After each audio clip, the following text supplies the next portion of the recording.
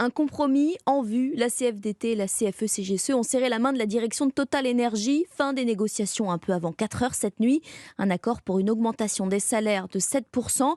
Offre que les syndicats doivent désormais soumettre à leurs adhérents. Signature avant midi aujourd'hui. Pour Dominique Convert, il faut trouver une issue à la crise. Il était autour de la table des négociations pour le syndicat CFE-CGC.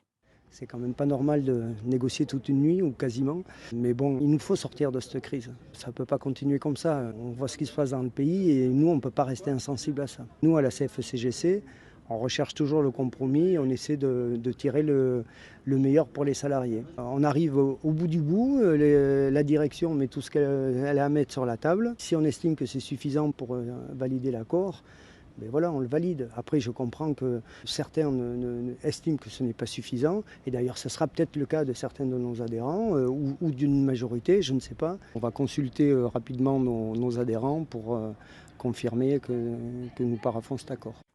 Dominique Convert, coordinateur CFE-CGC au micro d'Alexandra Gégy pour Europe 1. La CGT, elle, a claqué la porte des négociations cette nuit. Le syndicat majoritaire dans les raffineries dénonce une mascarade de Total Energy. La suite du blocage doit être revotée ce matin. Pas d'amélioration en revanche du côté des stations-service. Oui, la CGT mise désormais sur la grève générale annoncée pour mardi prochain. Un appel déjà rejoint par les syndicats de cheminots, d'enseignants, du nucléaire et de la fonction publique.